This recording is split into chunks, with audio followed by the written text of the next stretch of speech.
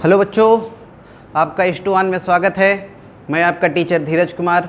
मैंने अपना BTech NIT Srinagar से किया है और अब तक 25,000 बच्चों को पढ़ा चुका हूँ। लगभग 15 सालों से मैं पढ़ा रहा हूँ। बहुत सारे मेरे बच्चे इस समय IIT से या NIT से बीटेक कंप्लीट कर चुके हैं या बीटेक कर रहे हैं। अगली बारी है आपकी। आज आपको हम लोग मैथमेटिक्स शुरू करते हैं। एंजॉय करिए। आज हम लोग इलिप्स शुरू करेंगे। इलिप्स का लेक्चर नंबर 1। तो स्टार्ट करते हैं बेसिक डिफिनेशन से। तो ये डिफिनेशन होता है इलिप्स का। जैसे हम लोग कोनिक सेक्शन का डिफिनेशन बताए थे कि कोनिक सेक्शन उस पॉइंट का लोकस होता है जिसका एक फिक्स्ड पॉइंट से और फिक्स्ड लाइन से रेशियो कांस्टेंट है। अच्छा, अब ये रेशियो अगर 0 से 1 आता है तो लोकस फिर इलिप्स कहलाता है। जैसे पैराबोला नहीं बताए थे कि उस पॉइंट का लोकस जिसका एक फिक्स्ड पॉइंट से और फिक्स्ड लाइन से डिस्टेंस बराबर हो, मतलब उसमें इसेंट्रिसिटी 1 था। अब इलिप्स के केस में इसेंट्रिसिटी 0 से 1 होता है। तो वही लिखा है, देखो, an ellipse is the locus of a point which moves in a plane such that its distance from a fixed point i.e. Focus is a constant ratio from a fixed line directrix. This ratio is called eccentricity and is denoted by E for an ellipse। E होगा 0 से 1। इतना बात सबको समझ में आया? Ellipse होता क्या है? सेम वही जैसे कोनिक सेक्शन बताया था, सेम वही डिफिनेशन लिखेंगे। बस सिंपल से बात कर देना, रेशियो 1 से कम आएगा, 0 से 1 के बीच में। ठीक है ना? किसी पॉइंट से किसी लाइन से रेशियो अगर 0 से 1 के बीच में आता है तो उस पॉइंट का लोकस क्या कहलाता है? इलिप्स। आगे बढ़ते हैं। General equation of ellipse. अब किसी इलिप्स का अगर आपको इक्वेशन लिखना है तो जैसे पैराबोला की इक्वेशन हम लोग लिखना था तो फोकस डायरेक्ट्रिक्स पता हो लिख सकते थे, लेकिन यहाँ पे रेशियो 0 से 1 कुछ भी हो सकता है, मतलब कोई फिक्स्ड नंबर नहीं है, 0 से 1 के बीच का कुछ भी। तो हम लोग को इसेंट्रिसिटी भी पता होना चाहिए अगर इलिप्स का जनरल इक्वेशन लिखना है। तो जैसे एग्जाम्पल के लिए अगर हम लोग मान लेते हैं फोकस है,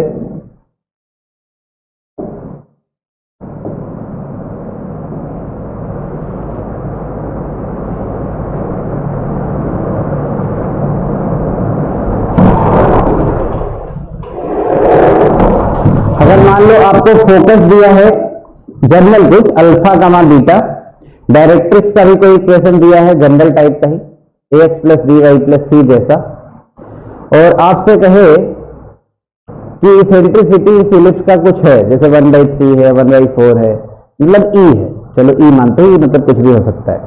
और आपको लिखना है क्या? इलिप्स का जनरल इक्वेशन। तो कैसे लिखेंगे ये हम लोग देखते हैं। तो ये इलिप्स का इक्वेशन आपको बता दिए। जनरल इक्वेशन ऑफ इलिप्स हम लोग देखेंगे।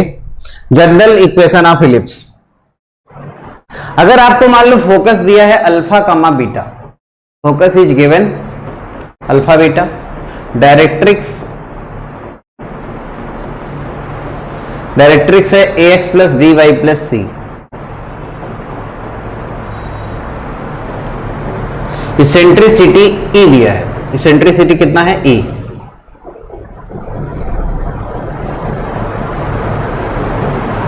और आपको लिखना क्या है? General equation of ellipse. तो बेसिक डिफिनेशन आपका कहता है कि इलिप्स में PS अपॉन PM E होता है। तो बेसिक डिफिनेशन से ही हम लोग करेंगे। PS बराबर EPM। याद ही होगा कोनिक सेक्शन में ये सब बताए थे। PS हमेशा कितना होता है? EPM होता है। दोनों साइड का होल स्क्वायर कर दो तो PS स्क्वायर होगा E square PM square. P को जब इक्वेशन लिखना हो तो क्या मानते हैं? x कामा y। तो P को x y रखो, S मतलब फोकस, तो ये गिवन है आपको। तो ये आ जाएगा x माइनस अल्फा का whole square, y minus beta का होल स्क्वायर बराबर E स्क्वायर PM स्क्वायर, मतलब एक्स वाई पॉइंट का इस लाइन से परपेंडिकुलर डिस्टेंस, नीचे आएगा अंडर रूट में a square plus b square का होल स्क्वायर। यही हो जाएगा इलिप्स का जनरल इक्वेशन। यहीं तक लिख के छोड़ दे, मतलब इसे सिंप्लीफाई करेंगे तो general equation of second degree वाला इक्वेशन जो होता है वो समथिंग बनेगा। सही ना? General equation of second degree जैसा बनेगा। तो ये होता है जनरल इक्वेशन। समझ गए? तो इलिप्स का अगर आपको कभी भी इक्वेशन लिखना है, फोकस, डायरेक्ट्रिक्स और इसेंट्रिसिटी पता है तो तुरंत लगाना PS स्क्वायर बराबर E square PM square. P को हमेशा XY मानते हैं, आपका जनरल इक्वेशन मिल जाएगा। Next standard equation of ellipse. Standard equation, standard equation का मतलब ये होता है सर, यही जो जनरल इक्वेशन है, ये जो फोकस है इसको एक बढ़िया पॉइंट पे रखो, डायरेक्ट्रिक्स भी बढ़िया रखो। बढ़िया मतलब कि थोड़ा देखने में जो इलिप्स है अच्छा लगे। अभी तो इतना खतरनाक दिखने में अच्छा नहीं लग रहा है ना भाई, उसी को हम लोग खूबसूरत बनाएंगे। तो एक काम करते हैं, कंसीडर करते हैं जो अभी हम लोग फोकस लिए थे अल्फा बीटा के जगह फोकस को लेते हैं ए कामा 0। अच्छा, और डायरेक्ट्रिक्स जो लिए थे ax plus b y plus c बराबर 0, अब लेते हैं डायरेक्ट्रिक्स x बराबर a by e. Eccentricity E है। इस केस में आपको मान लो इलिप्स का इक्वेशन लिखना है। फोकस a0 ले लिए, डायरेक्ट्रिक्स x बराबर a बाई ई ले लिए, अब लिखना है इलिप्स का इक्वेशन। चलो लिखते हैं। इलिप्स का इक्वेशन अगर लिखना है तो आप यही लगाएंगे, पी एस स्क्वायर बराबर E square P M square. अच्छा, तो पी एस स्क्वायर बोलो x माइनस ए का whole square plus Y minus 0 का होल स्क्वायर। अरे p मतलब एक्स वाई और s मतलब फोकस, इन दोनों के बीच का distance. E square P M square मतलब इस लाइन का एक्स वाई पॉइंट से परपेंडिकुलर डिस्टेंस। तो x minus A by E, नीचे under root A square plus B square 1 आएगा का होल स्क्वायर, ये पी एम स्क्वायर हो गया। अच्छा, ओपन करते हैं, x square plus Y square, देखो एक्स स्क्वायर यहाँ आएगा, y square minus 2ax plus a square e square, इधर आ जाएगा e square x square plus a square minus 2ax, minus 2ax minus 2ax हो गया कैंसिल। ठीक है सर, अब 1 माइनस ई स्क्वायर बना लो, इधर लाके ई स्क्वायर एक्स स्क्वायर को और वाई स्क्वायर को उधर ले जाओ, मतलब ऐसा कुछ हो जाएगा। या वाई स्क्वायर को ऐसे रहने दो, ये आ जाएगा 1 माइनस ई स्क्वायर एक्स स्क्वायर। सही लिखे हैं, देखो ध्यान से, ये ई स्क्वायर एक्स स्क्वायर इधर लाए हैं तो 1 यहां है और माइनस ई स्क्वायर एक्स स्क्वायर, सही बात।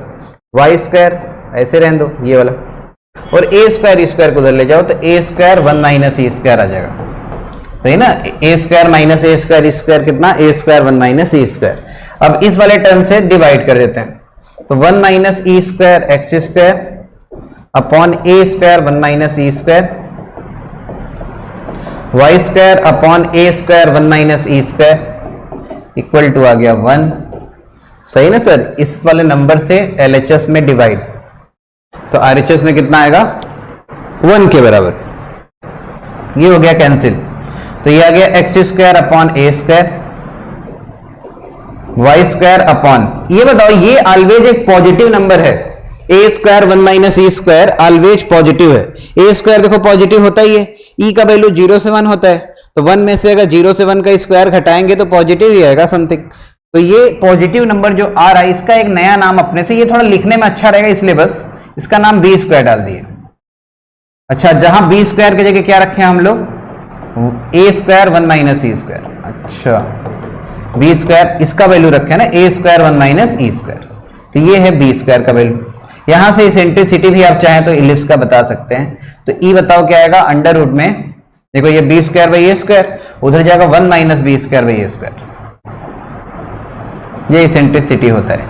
अब बता सकते हैं इसेंट्रिसिटी अगर 0 से 1 लाना है तो सबसे पहले तो a square minus B square positive होना चाहिए, रूट के अंदर अगर निगेटिव होगा तो इमेजिनरी आ जाएगा, मतलब इसेंट्रिसिटी इमेजिनरी पॉसिबल नहीं है। तो ये इसेंट्रिसिटी जो लिखे हैं 1 माइनस बी स्क्वायर अपॉन ए स्क्वायर, ये तभी रियल आएगा जब ए का वैल्यू बी से बड़ा हो। तो ये पूरा केस हम लोग ए ग्रेटर देन बी लेके कर रहे हैं सर, ए का वैल्यू बी से बड़ा मान के कर रहे हैं। तो ये देखिए इलिप्स का इक्वेशन बन गया, इसको बोलते हैं standard equation of ellipse. X square upon A square plus Y square upon B square equal to 1। Direct याद रखेंगे बी स्क्वायर का वैल्यू किसके बराबर, A square 1 minus E square, और eccentricity under root 1 minus B square by A square. Okay, अब देखो ये हम लोग इक्वेशन लिखे हैं, अब ये सब हटाते हैं ना, ए बी से बड़ा है ध्यान रखेंगे, इसेंट्रिसिटी याद रखेंगे, बी स्क्वायर बराबर A square 1 minus E square याद रखेंगे, इतना बात याद रखना। इसके बाद ये जो स्टैंडर्ड इक्वेशन है इसका हम लोग फिगर बनाएंगे और इसके विषय में सब कुछ लिखेंगे जितने होते हैं। तो इसको अब हटाते हैं, यहां तक आप नोट कर लिए होंगे।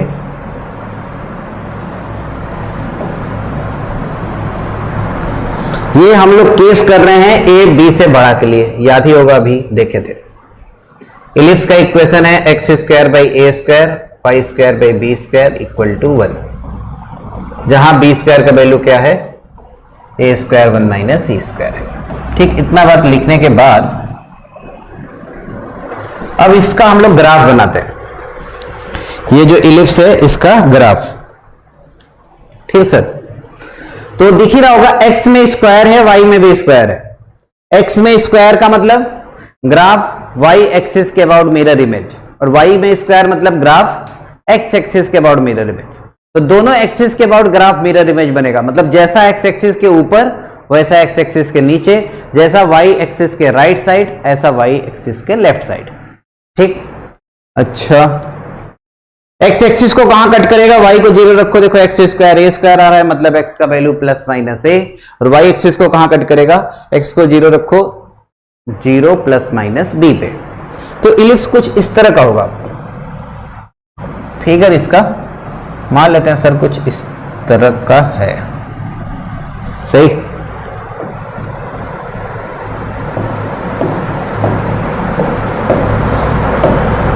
इस तरह का मान लो कुछ फिगर है।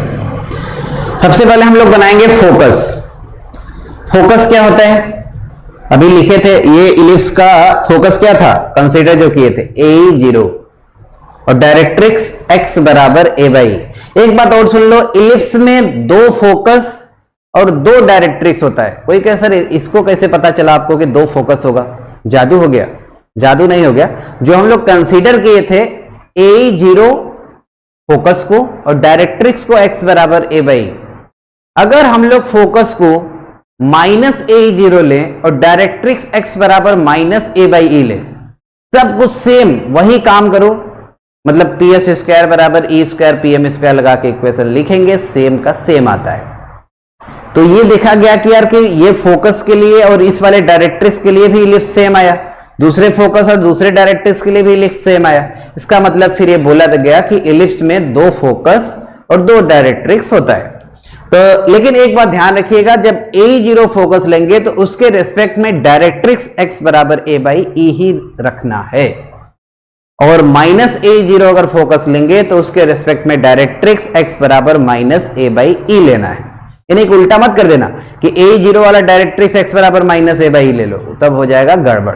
ठीक, तो फोकस सर है A0 यहां पे, और डायरेक्ट्रिक्स x बराबर a बाई ई। ये बताओ, ये पॉइंट x एक्सिस को भी बताया था, कहां मिला था, A0 पे ना, और दूसरा पॉइंट था माइनस A0। यहां से अब सब कुछ फिगर से हम लोग सीखेंगे। ठीक, अब a का वैल्यू देखो 0 0 और A0 के बीच में ही होगा, क्योंकि E 0 से 1 के बीच में है। जैसे मान लो E 1/2 हो गया तो A 2 हो जाएगा, A 2 इन दोनों के मिड पॉइंट हो जाएगा। अच्छा, मतलब इन दोनों के बीच में ही कहीं आएगा। और x बराबर a बाई ई का जो वैल्यू है, x बराबर कांस्टेंट y एक्सिस के पैरेलल लाइन, और ये a से ज्यादा आएगा। जैसे e का वैल्यू 1/2 है तो ये 2a हो गया, देखो a से ज्यादा।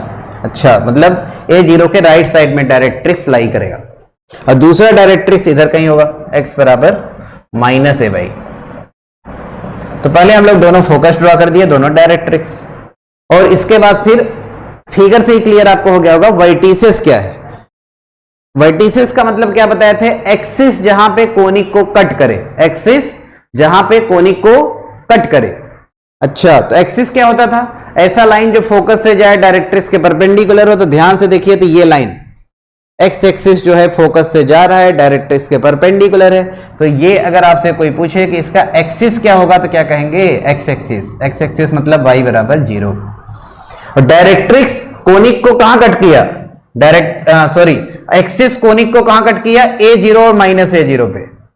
तो एक्सिस और कोनिक का इंटरसेक्शन पॉइंट को क्या बोलते हैं, वर्टिसेस। तो इस इलिप्स का जो वर्टिसेस होता है ये होता है plus minus a,0, plus minus a,0। ठीक है सर, ये होता है वर्टिसेस। ठीक, अच्छा, ये y एक्सिस को कहां कट किया, 0b और 0 माइनस बी पे अभी हम लोग देखे थे। 0b और 0 माइनस बी पे y एक्सिस को कट करेगा। अच्छा, इसमें जो ए डैश होता है, ए डैश, ए का वैल्यू क्योंकि बी से बड़ा है, तो ए डैश को इस केस में बोलते हैं मेजर एक्सिस, और जो बी डैश होता है इसको बोलते हैं माइनर एक्सिस। ए डैश को क्या बोलते हैं? Major axis. ए डैश को बोलते हैं मेजर एक्सिस। और मेजर का नाम पढ़ने का मतलब बस इतना है, क्योंकि ए बड़ा है तो मेजर मतलब बड़ा वाला, तो बड़ा वाला 2a होगा। ए डैश का लंबाई कितना होगा? माइनस ए से प्लस ए तक 2a, और बी डैश को बोलेंगे माइनर एक्सिस। तो माइनर एक्सिस होता है 2b।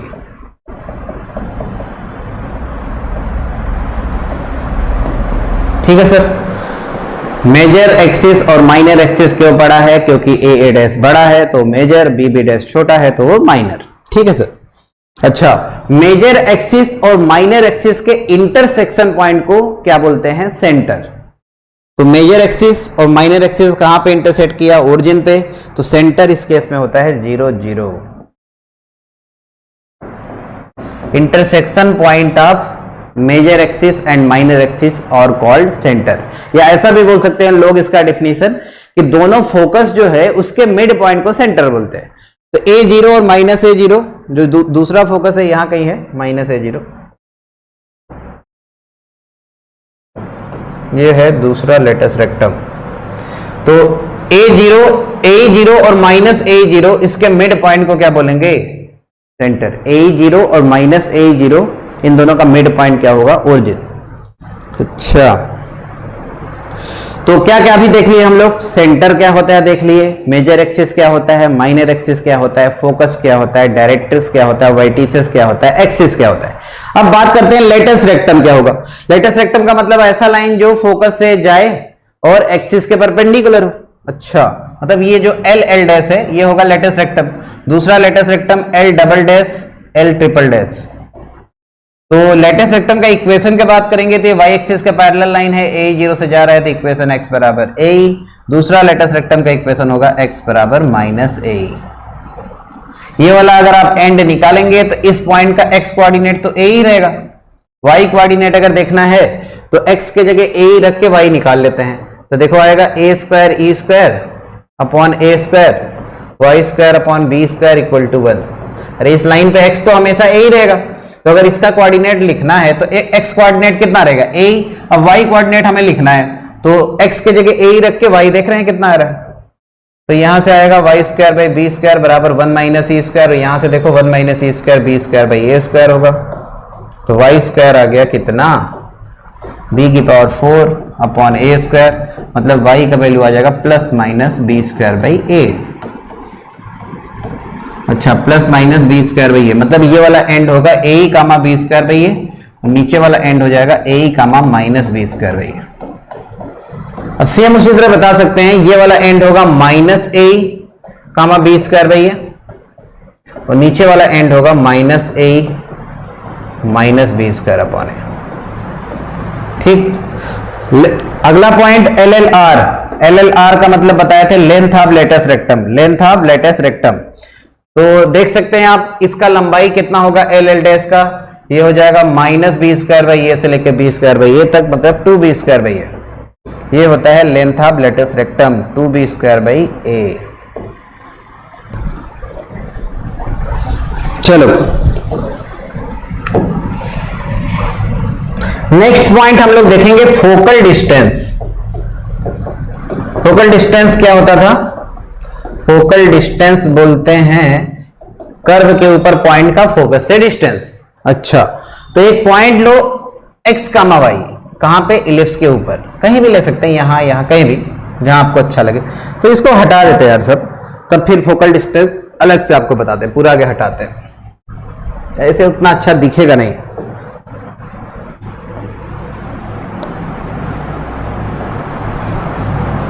ये इलिप्स है, ये फोकस है A0 और दूसरा फोकस माइनस A0। डायरेक्ट्रिक्स है x बराबर a बाई ई, दूसरा डायरेक्ट्रिक्स है x बराबर माइनस a बाई। ठीक, फोकल डिस्टेंस अब हम लोग देखेंगे।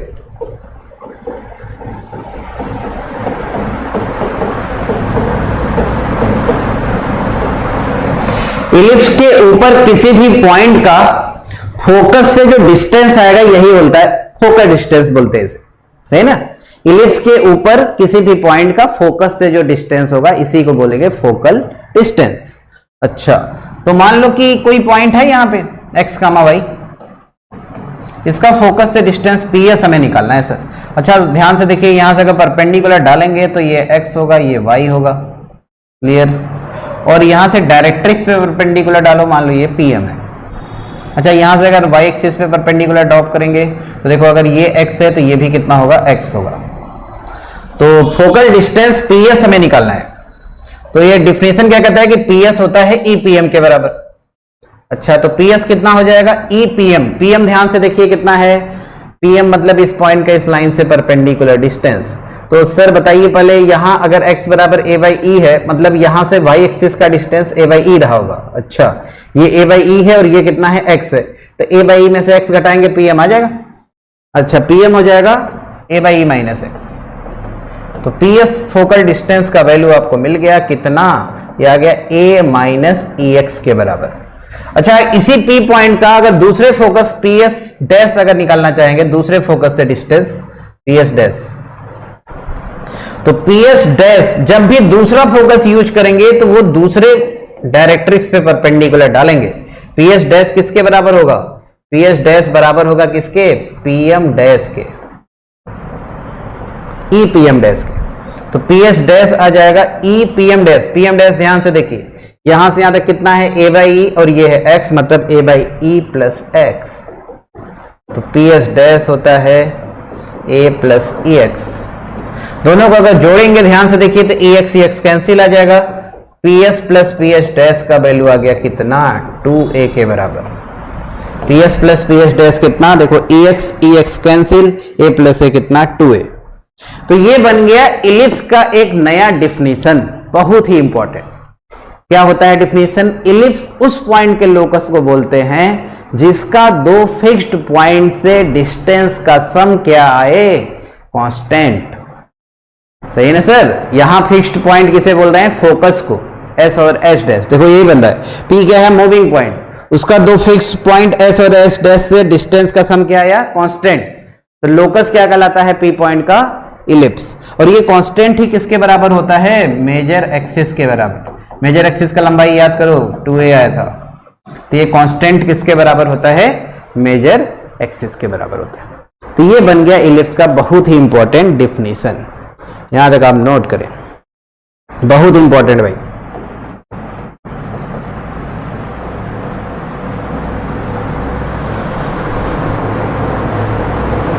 अच्छा दोनों फोकस के बीच के डिस्टेंस को फोकल लेंथ बोलते हैं, मतलब एक टर्म होता है, कभी बोल दे कभी सवाल वाला लिख दे तो फिर आप कंफ्यूज मत होना। फोकल डिस्टेंस और फोकल लेंथ में अंतर होता है।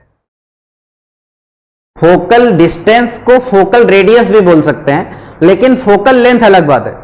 फोकल लेंथ कहते हैं इस केस में, इलिप्स और हाइपरबोला दोनों केस में, दोनों फोकस के बीच के डिस्टेंस को बोलते हैं फोकल लेंथ। इसलिए सर कंफ्यूज नहीं होना है।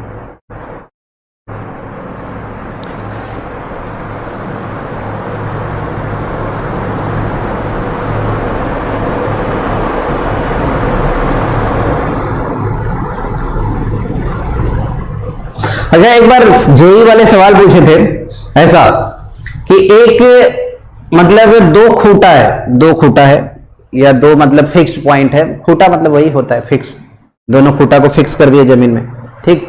अब एक पॉइंट है उसको मूव कराना है और उसको इलिप्स पे मूव कराना है, ठीक, और दोनों खूटा को एक रस्सी से बांध दिया गया। तो पूछा गया कि यार ये जो पॉइंट है ये इलिप्स पे कब मूव करेगा और नेसेसरी लेंथ ऑफ स्ट्रिंग क्या होगा, मतलब वो जो धागा से जिससे बांधा गया था उसका लंबाई आपको बताना था कि इलिप्स फॉर्म हो सके। तो अगर इलिप्स को फॉर्म कराना है तो नेसेसरी लेंथ ऑफ स्ट्रिंग होना चाहिए, जो डिफिनीशन उसको फॉलो करते हुए। डिफिनीशन क्या कहता है कि PS और PS डैश का लंबाई अगर कांस्टेंट आ गया तो लोकस इलिप्स हो जाएगा, मतलब नेसेसरी लेंथ ऑफ स्ट्रिंग क्या रहेगा, PS प्लस PS डैश के बराबर, मतलब 2a के बराबर। अगर आपको इलिप्स बनाना है तो कहे कि धागा कितना चाहिए इलिप्स बनाने के लिए, तो आंसर क्या बताओगे, 2a के बराबर। समझ गए, चलो आगे बढ़ते। ये कुछ इंपॉर्टेंट पॉइंट है नोट करने वाला है, नोट कर लीजिएगा। देखो पहला point, two ellipse are said to be similar if they have the same value of eccentricity. मतलब अगर दो इलिप्स आपको दिया है और कहे कि ये दोनों इलिप्स सिमिलर है, तो सिमिलर का ये मतलब नहीं होता कि दोनों सेम कर दो। नो, सिमिलर मतलब ये ऐसा नहीं होता कि दोनों सेम कर दिए, मतलब X square by A square plus Y square by B square बराबर 1 दोनों कर दिए, ऐसा नहीं। तो ये आपको बस दर्शाने के लिए दिया गया है नोट करने वाला पॉइंट कि दो इलिप्स को सिमिलर तब बोलते हैं जब दोनों का इसेंट्रिसिटी का वैल्यू सेम हो। ठीक है सर ना? Two ellipse are said to be similar if their value of eccentricity are same. दूसरा point, distance of every focus from the extremity of minor axis equal to a होता है। अच्छा, ये देखो कहानी क्या है, अलग से देखो इसको ड्रॉ करके दिखा देते हैं आपको। फोकस का माइनर एक्सिस से डिस्टेंस ए के बराबर होता है, याद रखेंगे, बहुत यूजफुल है। फोकस का माइनर एक्सिस बी से डिस्टेंस ए होता है। प्रूव करना है तो कर सकते हैं। ये वाला पॉइंट होता है 0, बी और फोकस होता है ए ई, 0। डिस्टेंस फार्मूला लगा दो, बी एस आ जाएगा। बी एस क्या होगा? अंडर रूट में ए square e square plus B square. अच्छा, और ए स्क्वायर ई स्क्वायर कितना होता है? ए स्क्वायर माइनस बी स्क्वायर होता है, अभी बताया था। अरे बी स्क्वायर होता था ए स्क्वायर 1 माइनस ए स्क्वायर, तो यहां से ए स्क्वायर निकालेंगे, ए स्क्वायर माइनस बी स्क्वायर आएगा। बी स्क्वायर कैंसिल, देखो कितना आ गया? ए के बराबर। तो याद रखेंगे आप कि फोकस का एक्सट्रीमिटी ऑफ माइनर एक्सिस से डिस्टेंस कितना होता है? ए होता है। फोकस का माइनर एक्सिस चाहे इससे निकालो चाहे इससे निकालो, दोनों से ही डिस्टेंस कितना रहता है? ए के बराबर रहता है। बहुत इंपॉर्टेंट, इसका रिजल्ट बहुत यूज होता है। Third point, area of ellipse pi A B होता है। ये तो अगर प्रूव करना है तो एरिया वाला जब हम लोग कैलकुलस से इसका प्रूव करेंगे, अभी बस आप नोट करके याद कर लीजिएगा। एरिया ऑफ इलिप्स कितना होता है? पाई ए बी। जैसे इलिप्स अगर सर्कल बन गया, कुछ आइडिया ऐसे लगता है कि इलिप्स अगर सर्कल बन गया तो सर्कल में X square plus Y square बराबर ए स्क्वायर मान लो अगर इक्वेशन है, तो इलिप्स में बी स्क्वायर की जगह अगर ए स्क्वायर रख देंगे तो सर्कल बन जाएगा। अच्छा, सर्कल का एरिया सब जानते हैं, पाई ए स्क्वायर होता है, पाई आर स्क्वायर या पाई ए स्क्वायर। अच्छा, तो बी की जगह ए रखने पे पाई ए स्क्वायर, देखो यहां भी आ रहा है। तो इलिप्स का एरिया कितना होता है? पाई A B.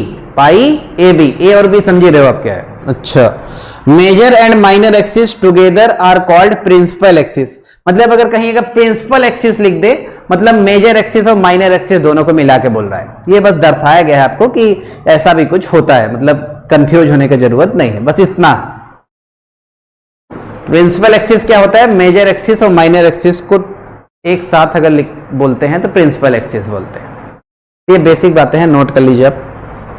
Next, equation of ellipse if major axis is along Y axis. अभी हम लोग जो इक्वेशन ऑफ इलिप्स देखे थे, X square by A square plus Y square by B square equal to 1 वाला, ये जो इलिप्स हम लोग देखे थे, पूरा जितना डेरिवेशन किए हैं ए बी से बड़ा मान के किए। अब ये बताओ कि मेजर एक्सिस क्या था? 2a था, और ध्यान से आप देखे होंगे तो एक्स एक्सिस के अलॉन्ग मेजर एक्सिस आया था, ए डैश मेजर एक्सिस था, एक्स एक्सिस के अलॉन्ग था। अब अगला केस ये कह रहा है कि मेजर एक्सिस वाई एक्सिस के अलॉन्ग है, मतलब बी डैश मेजर एक्सिस हो जाए, हो भी सकता है ऐसा। इलिप्स का इक्वेशन दिखने में सेम रहता है, बस b का वैल्यू अगर a से बड़ा आ गया तो सब डेटा हो जाता है चेंज। याद रखेंगे क्योंकि लोग गलती कर जाते हैं। अब मैं दूसरा केस ले रहा हूं, b जब a से बड़ा हो। पहला केस जो पिछला लिए थे सर, वो a b से बड़ा वाला लिए थे, आप लोग ध्यान दिए होंगे। b a से बड़ा अगर है, इक्वेशन यही है जो रहता है।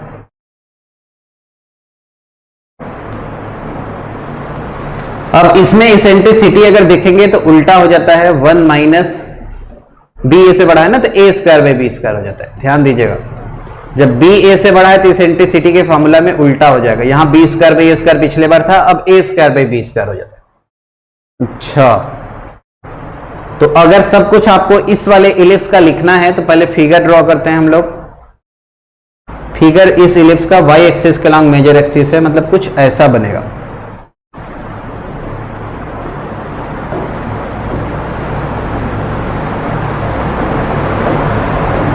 इस तरह का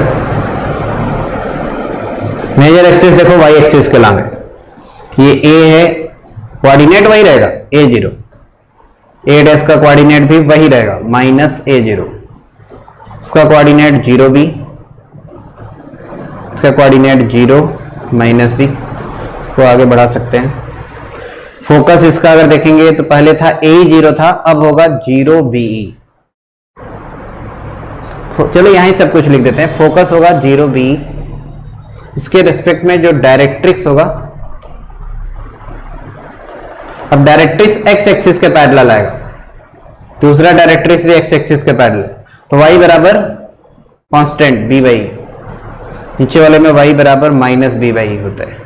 ये डायरेक्ट्रिक्स होता है सर, y बराबर b बाई, पहले x बराबर a बाई था, अब y बराबर b बाई होता है। ठीक, तो फोकस लिखी थी, ये जो end point of latus rectum था,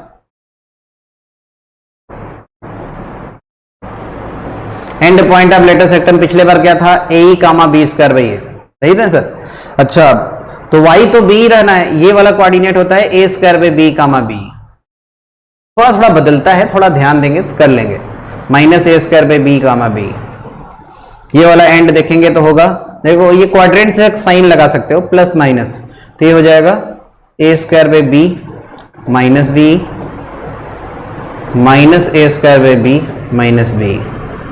ये होता है end point of latus rectum. Equation देखेंगे तो y बराबर बी होगा, लेटस रेक्टम का इक्वेशन, दूसरा y बराबर माइनस बी होगा। ठीक है सर। मेजर एक्सिस का लंबाई अगर कहेंगे तो 2b होगा, मेजर एक्सिस कितना होगा 2b, b डैश को बोलेंगे, माइनर एक्सिस इस केस में होगा 2a।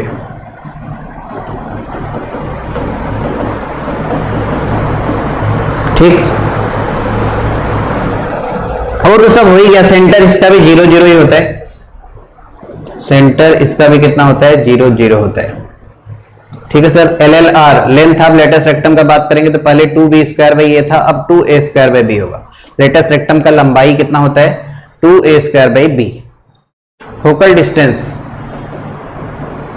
फोकल डिस्टेंस का डायरेक्ट मैं वैल्यू लिख दे रहा हूं, PS अगर लिखेंगे तो ये आएगा, पहले कितना आया था a माइनस ई एक्स, अब b माइनस ई वाई होता है, और PS डैश अगर देखेंगे तो b प्लस ई वाई होता है।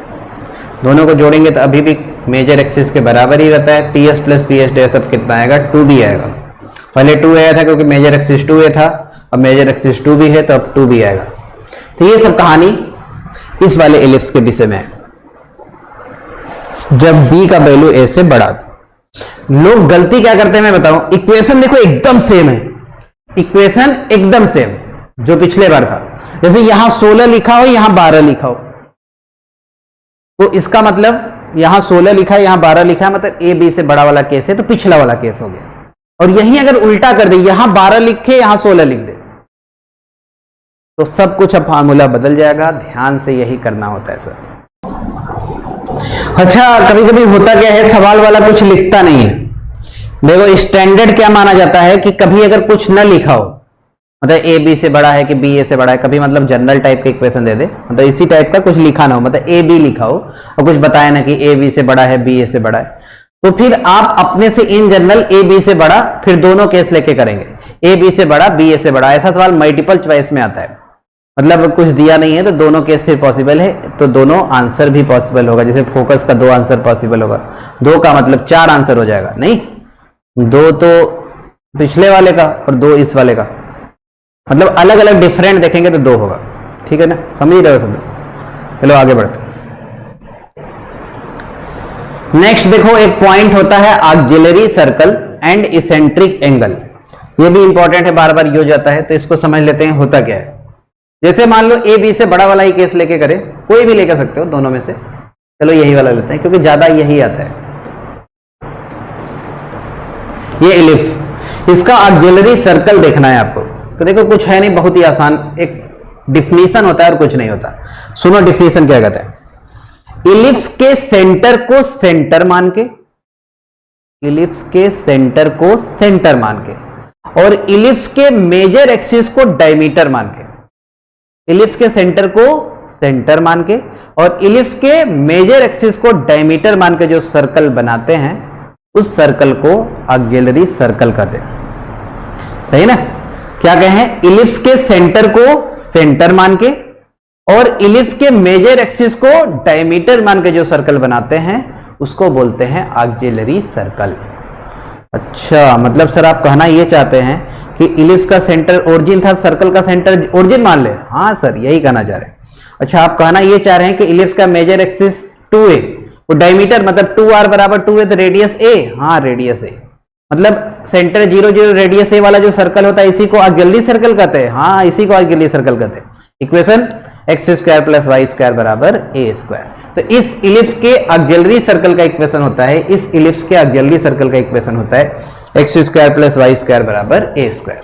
अलग से चलो आपको दिखा देते हैं। ये मान लीजिए सर, पहले सर्कल ही बना लो, क्योंकि सर्कल बनाने के बाद उसके अंदर इलिप्स बनाएंगे, थोड़ा सही रहेगा।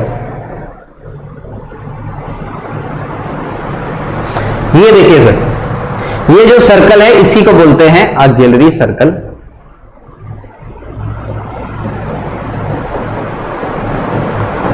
इसका इक्वेशन होता है X square plus Y square बराबर ए स्क्वायर। इलिप्स का सेंटर ओरिजिन, सर्कल का सेंटर भी ओरिजिन, और मेजर एक्सिस जो ए डैश था इसको डायमीटर माने हैं सर, तो रेडियस कितना हो जाएगा, ए हो जाएगा। दिख भी रहा होगा आपको, सेंटर 0 0 रेडियस ए, ये सर्कल का इक्वेशन मिल जाएगा आपको। अब बात करते हैं इसेंट्रिक एंगल क्या होता है। मतलब एक डिफिनीशन, एक टर्म है, आपको समझ में आ गया होगा। अब इसेंट्रिक एंगल देखो क्या है। अच्छा, ये सर्कल में आपको बताए थे, इस सर्कल के ऊपर अगर कोई पॉइंट आपको लेना है अपने से, तो क्या होता है, ए कॉस थीटा ए साइन थीटा। तो इस सर्कल के ऊपर पॉइंट हम लोग ले रहे हैं, ये वाला point A cos theta A sine theta. अच्छा, मान लीजिए इसका कोऑर्डिनेट है, ओरिजिन ये है, इसका कोऑर्डिनेट है ए कॉस थीटा ए साइन थीटा, इसका नाम P है। यहां से y एक्सिस के पैरेलल सीधा नीचे आओ, इलिप्स पे पॉइंट लिखो। अच्छा, y एक्सिस के पैरेलल सीधा नीचे आए हैं, तो इसका मतलब x कोऑर्डिनेट नहीं बदलेगा, तो q का x coordinate a cos theta रहेगा, और y कोऑर्डिनेट चलो मान लिए k है। अब ये जो q है इलिप्स के ऊपर है, तो इलिप्स को सेटिस्फाई करा दो, तो ये आ जाएगा a square cos square theta upon a square k square upon b square equal to 1। अच्छा, ये कैंसिल हो गया सर, यहां से 1 minus cos square theta sine square theta, तो k स्क्वायर बराबर b square sine square theta, तो k होता है b sine theta. Plus minus का केस नहीं लेना है, क्योंकि थीटा के अंदर ही हम लोग प्लस माइनस ले लेंगे। तो जो q है, q का कोऑर्डिनेट आया a cos theta b sine theta. यहां जो थीटा होता है, थीटा को ही बोलते हैं इसेंट्रिक एंगल,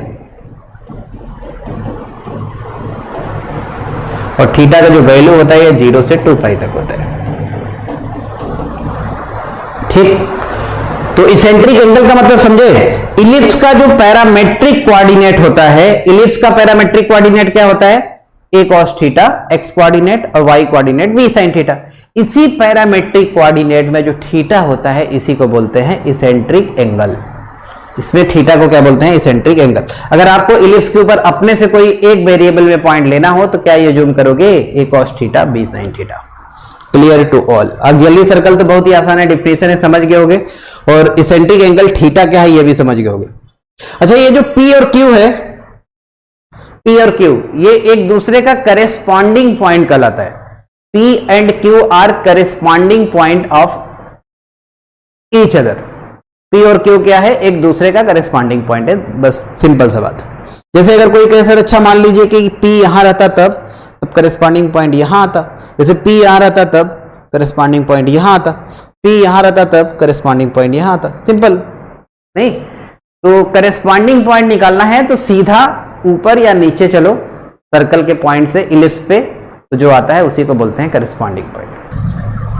अब कुछ एग्जांपल हम लोग ट्राई करके सवाल लगाएंगे, जो अभी पढ़े हैं इसका यूज करते हैं। पहला एग्जांपल देखिए आपके सामने रहा, ये ट्राई करें सभी लोग। Find the equation of ellipse referred to its centre whose minor axis is equal to distance between the foci. Centre origin है यहाँ पे, यहाँ बगल में इसका लिख लीजिएगा centre origin. Find the equation of ellipse referred to its centre 0 0 whose minor axis is equal to distance between the foci and whose lattice rectum is 10। Try करो।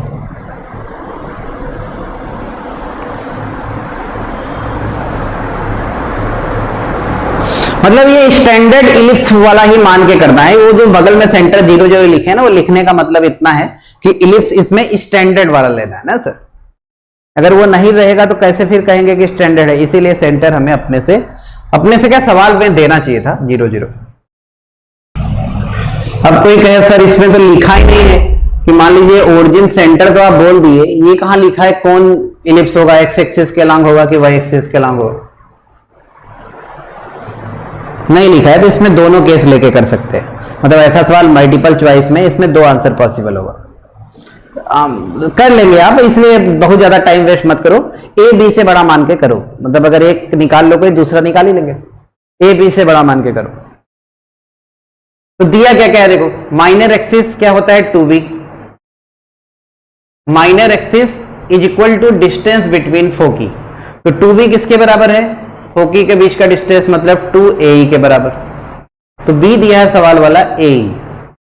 अच्छा एक रिलेशन जब भी सवाल किया करो ए बी से बड़ा मान के कर रहे हैं तो एक रिलेशन तो लिख ही लिया करो, बी स्क्वायर क्या होता है ए स्क्वायर 1 माइनस ई स्क्वायर, क्योंकि बार बार इसका यूज तो आना ही होता है। दोनों साइड का होल स्क्वायर करो, यहाँ पे बी स्क्वायर आ गया ए स्क्वायर ई स्क्वायर, और बी स्क्वायर ए स्क्वायर माइनस ए स्क्वायर ई स्क्वायर के बराबर होता है। यहां से देखो ए स्क्वायर माइनस ए स्क्वायर ई स्क्वायर रख दो यहाँ पे, तो ए स्क्वायर बराबर आ गया 2a स्क्वायर ई स्क्वायर, तो ई स्क्वायर आ गया 1/2, मतलब ई 1/√2 आ गया। इसेंट्रिसिटी देखो आ चुका है, सही सर। अच्छा लेटस रेक्टम 10 है, मतलब 2b स्क्वायर बाई ए कितना है 10, तो b स्क्वायर बराबर है 5a, b स्क्वायर है 5a। अच्छा और इसेंट्रिसिटी भी देखो हमें पता है, तो b स्क्वायर की जगह 5a रखो, यहाँ पे देखो b स्क्वायर की जगह 5a और a स्क्वायर की जगह a स्क्वायर रखो, इसेंट्रिसिटी का भी वैल्यू रख दो, तो यहां से आपको मिला 5a बराबर, या a कैंसिल, चलो अच्छा कैंसिल कर देंगे बाद में, ये आ जाएगा 1/2 ना, तो a बराबर आ गया 10। अच्छा a की जगह यहां 10 रखो तो b स्क्वायर आ गया 50, a आ गया b आ गया, मतलब इलिप्स का इक्वेशन आ गया, X square upon a square Y square upon b square equal to 1, ये आ गया आंसर। समझ में आया सबको, समझ में आ गया। जो जो दिया है देखो, minor axis 2b, distance between foci 2a, तो b बराबर a, ये रिलेशन हर सवाल में यूज होगा, ये मान के चलना है। तो इसको तो आप कहीं लिख के तभी सवाल ट्राई किया करो, ये होता है क्योंकि हम लोग पढ़े अभी पूरा कि b स्क्वायर हमेशा किसके बराबर होता है, a square 1 minus E square होता है, तो उसे लिख लिए। अब उसी का देखो यूज करना है, तो दोनों साइड का होल स्क्वायर कर दिए पहले यहाँ पे, उसके बाद बी स्क्वायर का वैल्यू पुट किए हैं, फिर ई आ गया, फिर से देखो वापस इसी का यूज, फिर बी स्क्वायर जो 5a आया है लेटेस्ट रेक्टम वाले लंबाई से, वो बी स्क्वायर का वैल्यू पुट कर दिए, फिर यहां से a आ गया, फिर a रख दो, b आ जाएगा। आपके सामने रहा, ये पढ़ो और ध्यान से ट्राई करो। C1 and C2 are two fixed circles with radius R1 and R2 such that C2 is contained in C1। अच्छा C2 C1 के अंदर है, एक थर्ड सर्कल C है, वो मूव कर रहा है in such a way that if touches C1 internally and C2 externally. अच्छा C2 को एक्सटर्नली टच कर रहा है, C1 को इंटरनली, और C2 क्या है, C1 के अंदर है। अच्छा find the locus of its centre, locus of its centre. इसमें आंसर मतलब इक्वेशन में नहीं बताना है, इस तरह का सवाल जब रहता है ना तो ऑप्शन आपको मतलब ऐसा दिया रहेगा, straight line, circle, parabola, ellipse, या स्ट्रेट लाइन छोड़ो, सर्कल, पैराबोला, इलिप्स, हाइपरबोला, ऐसे लिखा रहेगा। मतलब ये नहीं बताना होगा कि इक्वेशन क्या आएगा, अरे कुछ दिया नहीं तो इक्वेशन कैसे निकाल पाएंगे, नहीं, सब अननोन है, देख रहे हो C1 C2, बस रेडियस दिया है तो उससे थोड़ी ना आ जाएगा। इक्वेशन निकालना है तो आपको सेंटर या तो दिया होता, रेडियस दिया होता, तब निकालते। ऐसा सवाल मतलब आंसर भी इसका मैं आपको बता रहा हूं ना, आंसर इसका मतलब लिखना है, लैंग्वेज में लिखना है कि इलिप्स होगा कि हाइपरबोला। वैसे इलिप्स पढ़ रहे तो इलिप्स ही होगा, सब जानते हैं। C1 कोई बड़ा सर्कल होगा क्योंकि C2 C1 के अंदर है ना सर, ये मान लो C1 है, C2 इसके अंदर कोई सर्कल है, सही, ये C2 सर्कल है, ये C1 है बाहर वाला। अब कोई सर्कल C है, वो C1 को इंटरनली, मतलब ये बड़े वाले सर्कल को इंटरनली और C2 को एक्सटर्नली टच कर रहा है, तो कुछ ऐसा, ये C है, सही सर, ये सर्कल का नाम C है। लोकस ऑफ सेंटर बताना है, चलो C का सेंटर मान लीजिए C है, C2 का सेंटर C2 है और C1 का सेंटर C1 है, ये अपने से मान लिया। तो कंडीशन बस आपको लगाना है, दो सर्कल इंटरनली टच करे एक्सटर्नली टच करे उसका। तो कंडीशन लगाते हैं सर, देखो C1 और C दोनों सर्कल जो है इंटरनली टच किया है, तो सेंटर के जो बीच का डिस्टेंस होगा ये डिफरेंस ऑफ रेडियस होगा। देखो ये इसका रेडियस C का मान लिए R है, इसका रेडियस अपने से क्या माने हैं R। तो सर बताइए यहां से यहां तक का डिस्टेंस ये क्या हुआ, C1 का रेडियस R1 है और ये क्या हुआ C का रेडियस R, तो C1 किसके बराबर, R1 माइनस R के बराबर। अच्छा, और C और C2 देखो एक्सटर्नली टच करा है, तो सेंटर के बीच का डिस्टेंस अब किसके बराबर आएगा, C2 का रेडियस R2 है, C का रेडियस R माने हैं, तो C2 किसके बराबर आएगा, R2 plus R, sum of radius के बराबर। और वेरिएबल अगर देखा जाए अपने से हम लोग क्या माने हैं R, तो R को क्या करना होगा, एलिमिनेट, दोनों को जोड़ो, R कट गया तो C1 प्लस C2 बराबर आ गया R1 प्लस R2। तो सर देखें ध्यान से, अब C इस तरह से मूव कर रहा है, C इस तरह से मूव कर रहा है, C मतलब सेंटर ऑफ C, वो इस तरह से मूव कर रहा है कि उसका C1 और C1 C2 क्या है, दो फिक्स्ड सर्कल है सर, मतलब दो फिक्स्ड पॉइंट होगा C1 और C2। C1 और C2 से डिस्टेंस का सम क्या आया, R1 और R2 भी फिक्स्ड ही होगा, जब सर्कल फिक्स है तो रेडियस भी फिक्स्ड ही होगा सर। तो C का दो फिक्स्ड पॉइंट से डिस्टेंस का सम कांस्टेंट आ गया, तो लोकस ऑफ C क्या होगा, इलिप्स होगा। याद रखेंगे डायरेक्ट इस आंसर को। अच्छा एक चीज और देखो, वहां पे एक प्रॉब्लम होता है सर, उस प्रॉब्लम को भी आपको बता देते हैं, कभी हो सकता है लोग गलती कर जाए। PS प्लस PS डैश कितना होता है 2a, ठीक। अच्छा इन दोनों फिक्स्ड पॉइंट के बीच का डिस्टेंस जो SS डैश है, SS डैश मतलब वो कितना होता है, SS डैश होता है 2AE, और 2AE का वैल्यू 2a से छोटा होता है। अच्छा मतलब अगर इलिप्स होगा तो 100% SS डैश 2a से छोटा होगा, मतलब दोनों फिक्स पॉइंट के बीच का डिस्टेंस जो मेजर एक्सिस इधर आए उससे कम होना चाहिए। अच्छा तो यहां दोनों फिक्स्ड पॉइंट है C1 और C2, तो C1 और C2 के बीच का डिस्टेंस इधर वाले से कम आना चाहिए, तभी ये इलिप्स होता है। एक चीज ये मतलब कभी कभी चेक कर लिया करो, अगर कभी मान लो अगर 2a से छोटा नहीं हुआ तो फिर इलिप्स नहीं आता। कभी मान लो आ गया SS dash greater than 2a, तो फिर आता है नो लोकस, कुछ नहीं आएगा। और कभी अगर आ गया SS डैश बराबर 2a, तो उस केस में फिर लाइन सेगमेंट होता है। देखो जैसे ऐसे अगर पॉइंट मूव कर रहा है, ये है सर P, ये है S और ये है S डैश। P इस तरह से मूव करे कि S से और S डैश से डिस्टेंस का सम कांस्टेंट आए, तो अगर इसके बीच में भी मूव करेगा, जैसे मान लो एक रस्सी है SS डैश, इसका लंबाई 10 है, अगर P पॉइंट इन दोनों के बीच में मूव करेगा तो डिस्टेंस का सम हमेशा 10 ही रहेगा भाई, तब भी देखो कांस्टेंट आ रहा है, लेकिन लोकस इलिप्स नहीं आ रहा है। तो ये सर थोड़ा अलग से बता दिए, ध्यान दीजिएगा इस बात को। SS डैश का वैल्यू हमेशा इधर वाले से छोटा रहेगा तब इलिप्स, अगर बराबर रहेगा तो लाइन सेगमेंट SS डैश के बीच का फिर आता है, और अगर लेस देन मतलब SS डैश का वैल्यू ग्रेटर देन 2a रहे तब फिर आएगा नो लोकस, ध्यान देंगे। लेकिन यहां पे इलिप्स आएगा क्योंकि C1 C2 जो है वो R1 प्लस R2 से छोटा होगा, जब R1 प्लस R2 से बड़ा तो तब आता है जब दोनों एक दूसरे के बाहर है, तो बाहर तो है नहीं अंदर है, छोटा ही होगा, सही। तो यहाँ पे लोकस क्या आएगा, इलिप्स के बराबर। उम्मीद करते हैं पूरा समझ में आ गया होगा। चलो नेक्स्ट क्वेश्चन ट्राई करो, आपके सामने रहा ये। देखो ये कहानी क्या कर रहा है, एक इलिप्स है,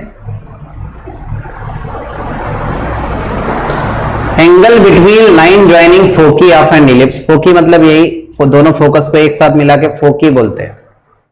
minor axis, extremity of minor axis मतलब बी, ये SS डैश बी पे 90 बना रहा है, ये कहने का मतलब है।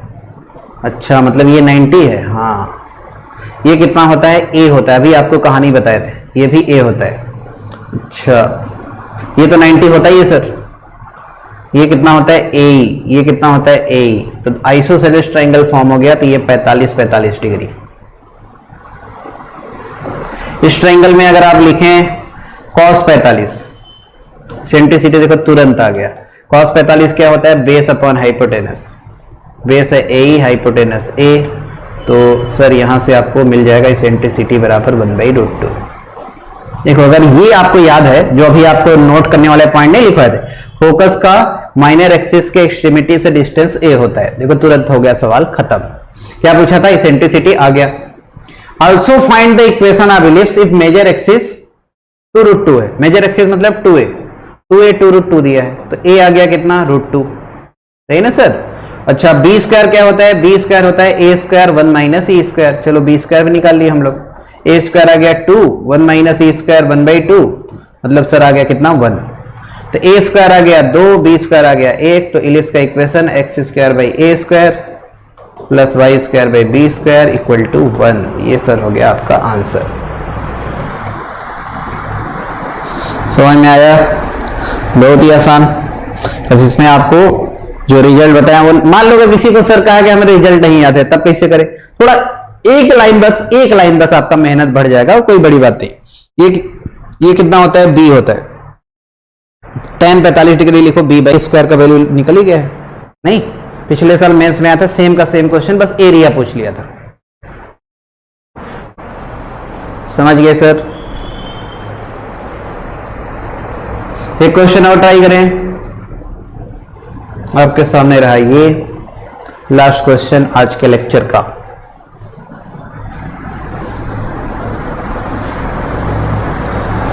P कोई वेरिएबल पॉइंट है इलिप्स के ऊपर, F1 और F2 फोकस है। If A is area of triangle PF1 F2, then maximum value of A। ठीक है, ड्रॉ करो। F1 F2 सर क्या है, फोकस, F1 और F2 focus, P variable point. अब स्वयं विचार करें, P इलिप्स के ऊपर वेरिएबल पॉइंट मतलब कहीं भी हो सकता है, P यहां हो सकता है, यहां हो सकता है, यहां हो सकता है, यहां कहीं भी, इलिप्स के ऊपर कहीं भी। F1 F2 तो फिक्स्ड है भाई, दोनों फोकस के बीच का डिस्टेंस 2a। अच्छा मतलब बेस फिक्स्ड है। अब सोचो थोड़ा सा कि P इलिप्स के ऊपर कहां पे ले कि हाइट सबसे ज्यादा है। एरिया ट्रायंगल क्या होता है, हाफ बेस इनटू हाइट। अगर एरिया का मैक्सिमम वैल्यू हमें चाहिए, बेस तो फिक्स्ड है, तो हाइट को मैक्सिमाइज करना होगा। तो मैक्सिमम हाइट तब आएगा जब पॉइंट यहां पे रहे, एक्सट्रीमिटी ऑफ माइनर एक्सिस पे, यहां पे P रहे, तब सोचो ये मैक्सिमम हाइट होगा कि नहीं होगा भाई। इलिप्स के केस में मैक्सिमम हाइट किसके बराबर होता है, B के। यहां रहेगा देखो कुछ छोटा हाइट रहेगा, कुछ छोटा देखो बढ़ता रहा, सबसे ज्यादा B रहेगा, फिर घटता रहेगा। समझ गए। तो मैक्सिमम हाइट किसके बराबर होता है, B के। तो एरिया का जो मैक्सिमम वैल्यू होगा ये होगा half base 2a height B, मतलब AB E के बराबर। ये मैक्सिमम एरिया होता है PF1 F2 ट्रायंगल का, AB E के बराबर। आया बात सबको समझ में? उम्मीद करते हैं सबको समझ में आ गया होगा। बेस फिक्स्ड है, हाइट मैक्सिमाइज करना है, तो मैक्सिमम हाइट कितना होगा, B के बराबर। तो आज का लेक्चर यही कंक्लूड करते हैं, फिर आगे हम लोग नेक्स्ट क्लास में अब टेंजेंट नॉर्मल के विषय में देखेंगे। Thank you very much. On is to on, study is always on. Concepts के बेहतर रियलाइजेशन के लिए इज टू ऑन पर बने रहिए।